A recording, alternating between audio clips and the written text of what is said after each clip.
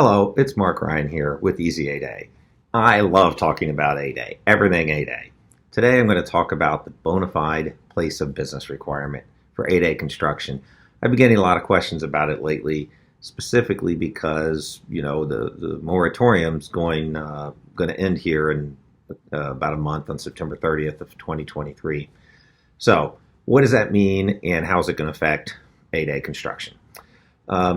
Before I get into that, let me just give you a little tidbit. We do have some legislation that was just proposed on May 3rd of 23 by the Congress people and senators of Alaska. They were joined with some Congress person or people or senators also from Hawaii. They proposed a bill to eliminate the bona fide place of business requirement. So this may all be going away in a year or so. I tend to doubt it. There's a lot of reasons why it's in there and why Congress put it in, so we'll see. But for now, it is coming back, and it's coming back soon here in about a month. So what does it mean?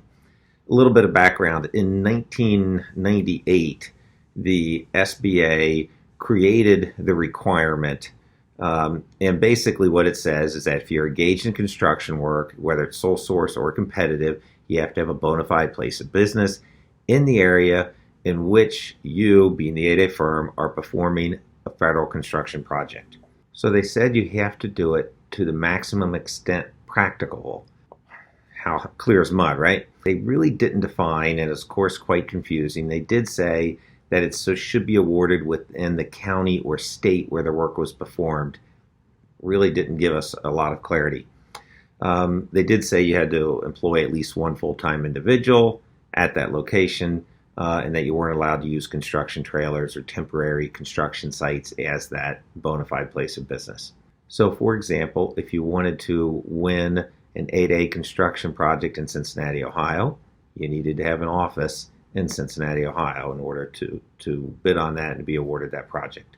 This has never been very popular because, of course, it involves upfront costs, creating an office somewhere just to bid on a project.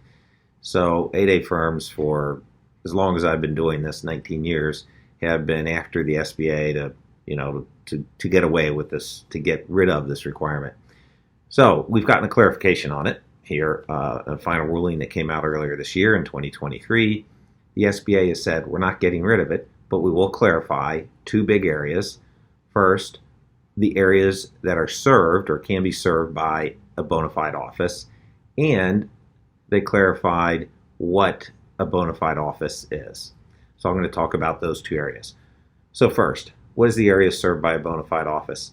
In October of 2020, the SBA modified that definition to state that a bona fide place of business is a location where a participant regularly maintains an office that employs at least one full-time individual within the appropriate geographical boundary. Now in 2023, they've clarified that with 5 clarifications of what an area is. The clarifications are: 1, the geographic area served by an SBA district office; 2, a metropolitan statistical area; 3, a contiguous county, whether it's in the same state or different state, to the county of the office in; 4, a geographical area serviced by a continuous SBA district office to where the work will be performed. That's the biggest change. We'll get back to it. And 5, anywhere within the same state if the state is served by more than one district office. Certainly we have about 5 or 6 states that have that. Okay, to clarify those 5 points and kind of some examples to explain it a little better. An 8A firm can perform on a construction project 1, anywhere in the geographic area served by the SBA district office where they have a bona fide place of business.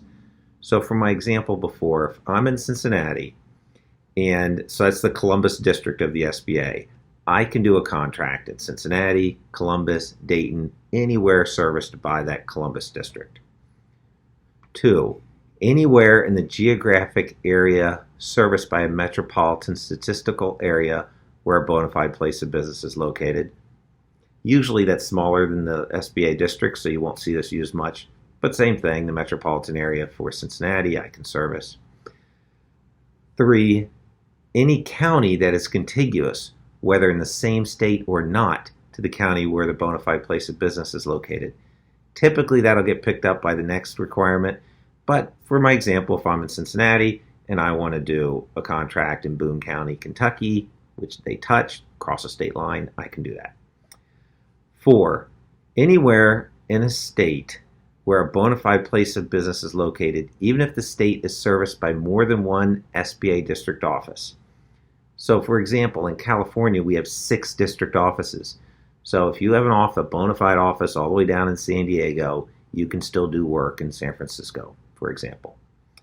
5, anywhere in a state where the 8A firm performs on an 8A contract. And 6, anywhere in the geographical area is serviced by a contiguous SBA district office to where the firm has a bona fide place of business.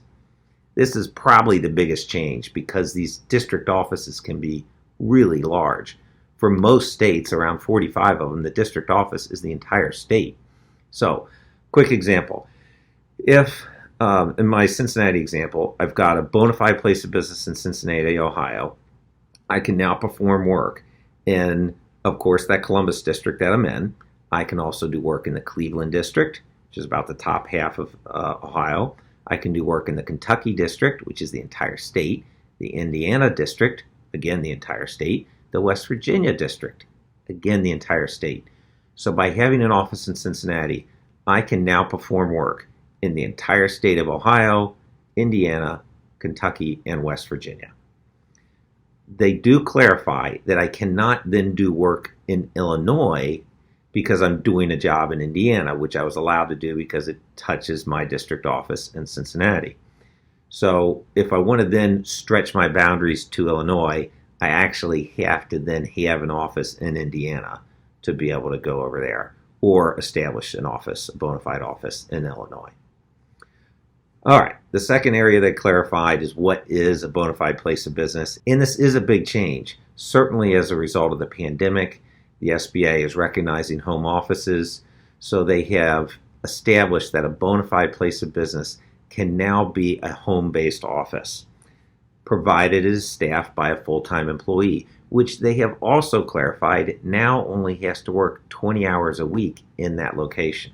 Additionally, they've clarified that that employee does not have to be a resident of the state where that bona fide place of business is located, so they can come in, just for that construction project.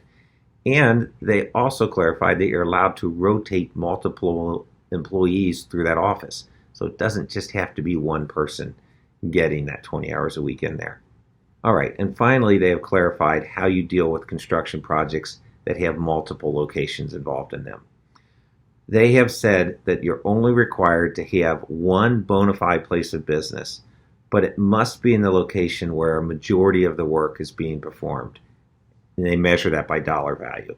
So back to my Ohio example. If I'm based in Cincinnati, I'm performing a job that has construction being done in Tennessee and Kentucky, but more work's being done by dollar value in Kentucky than Tennessee, I can perform on that project because of my location in Cincinnati is in a contiguous SBA district to the Kentucky where most of the work is being performed. All right, that's it for bona fide place of business for 8A construction projects. Have a good one.